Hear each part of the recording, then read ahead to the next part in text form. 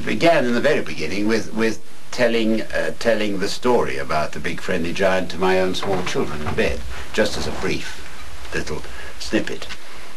And then I shoved it into Danny the Champion of the World as one of the stories that Danny's father told him when he was in bed in the caravan.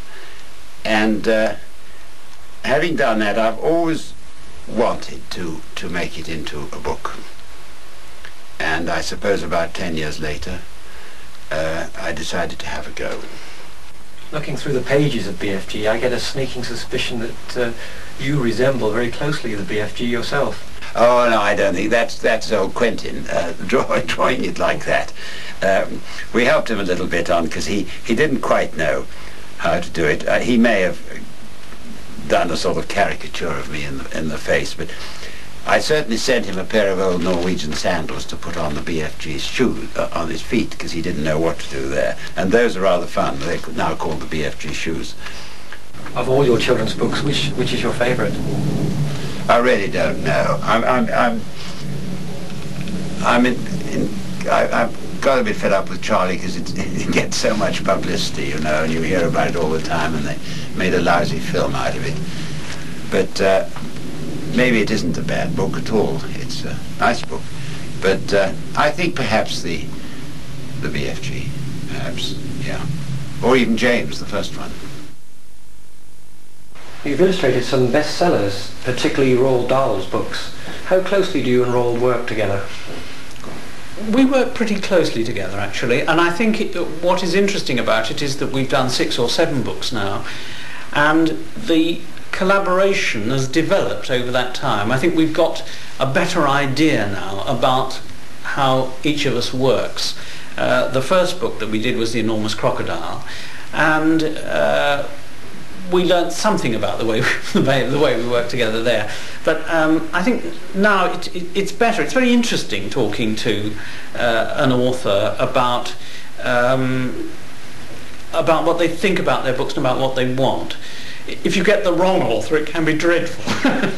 I mean, sometimes you need an author who understands why his book is to be illustrated. And I mean, Roald has very clear ideas about that. He wants illustration, and only one of the times when we went wrong a bit, when there was a misunderstanding and it wasn't clear how many pictures he wanted.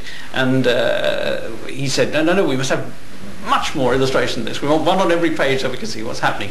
Of course, that's a very good sort of person to work with. For instance, when we were doing the BFG, I did quite a lot of drawings to begin with, and he looked at those, and we had some talk about that. And you know about the ears on the BFG. He's got very large ears, and I just thought they were sort of like jug handles, you know what I mean? Sort of big ears. And of course that's wrong. The point about them is, as he pointed out to me, is that they're for listening with, really, and they pick up very sensitive sounds, you see. So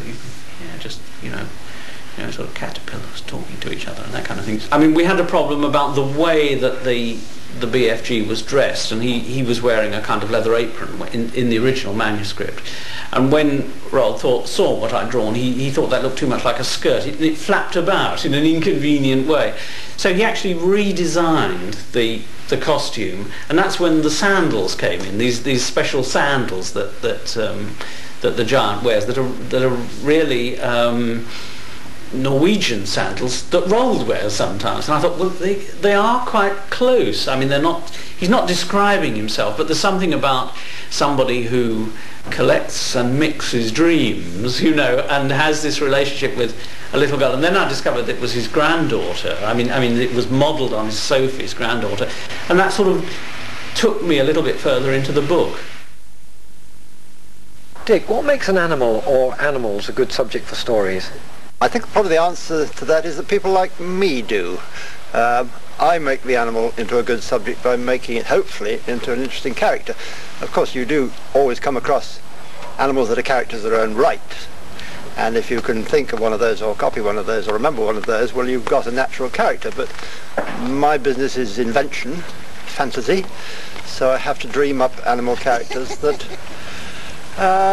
will interest children, catch their attention, which often is easier to do than it would be with human characters. Why do you write for children?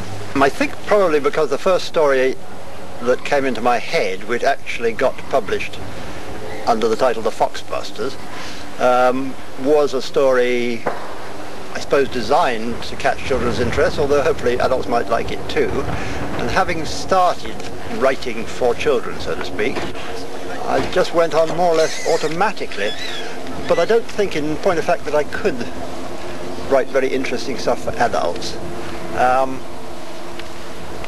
There's a sort of common misconception that children's writers have an easier job than adult writers. I don't believe this to be true, in fact. I think that children are extremely demanding and extremely thoughtful about their reactions to stories, more so than a lot of adults. And to put a story together that's going to hold them from the first page to the last word demands a lot of thought and a lot of work. Well, when I think of a story, it happens in my head. I imagine it in pictures. It's rather like a film, in a way. The people in my books are imaginary, but I do go out and do a lot of drawing of real people to remember exactly what they look like, particularly children.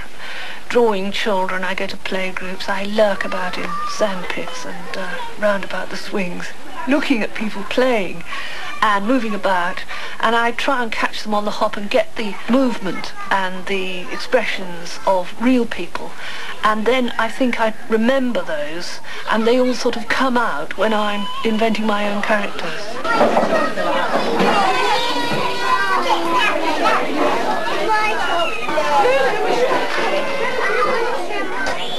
I don't actually like showing people my sketchbooks very much because they're like diaries in a way. They're rather private.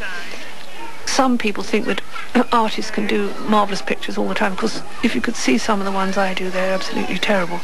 But it's just the fact of having looked and put it down in my sketchbook. It's like taking notes, really, like taking a diary.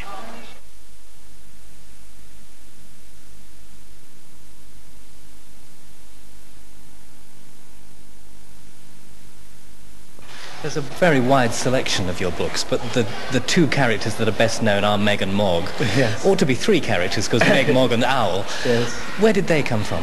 Well, they came from the BBC because Helen Nichol and I used to work together at the BBC. She produced Watch, and I did the graphics on Watch, and we used to do stories, make them up.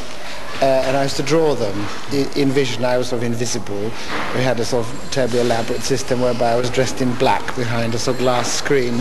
You could only see the drawing. You couldn't see me with a bit of luck. And we used to make them up. And the witch character sort of grew up from that. She wasn't called Meg, and she didn't look quite like that, but she was sort of the beginnings of it. And then when Helen gave up her job because she had a family, we decided to do some books, and we developed from our work. So that's why they're black and white, because both Meg and Mog are black and white, so is Owl. So the brilliant colours are only in the background. The characters are actually black line.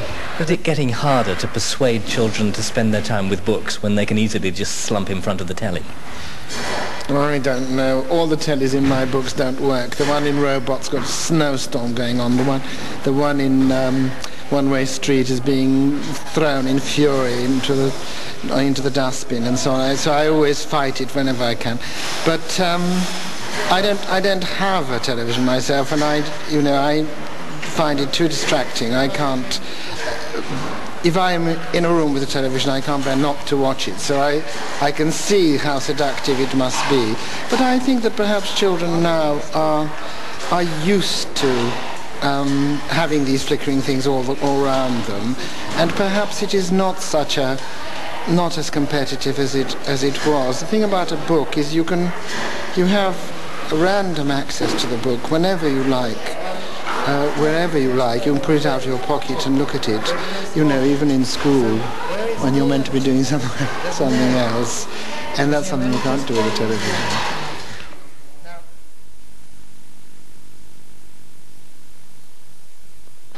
There's a beautiful rhinoceros. So here's a poem about a hippo. Old hippos, one supposes, have terrible colds in their noses. Attracted to these nasal saunas, germs build their nest in darkest corners, then hang a sign that says politely, streaming, streaming, day and nightly. Thank you for having us. In your nostrils, so cavernous. A porcupine that lost its quills ran away from home and took to the hills. All day long it cried as it crawled, no one can love a creature so bold. But it was wrong. A handsome kestrel dropped by to say, I love you, then snatched it away.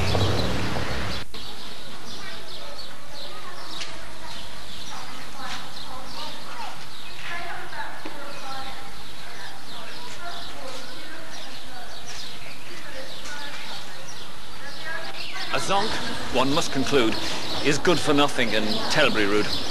Preferring plonk to food, it drinks all day until it's stewed, then passes out. Zonk.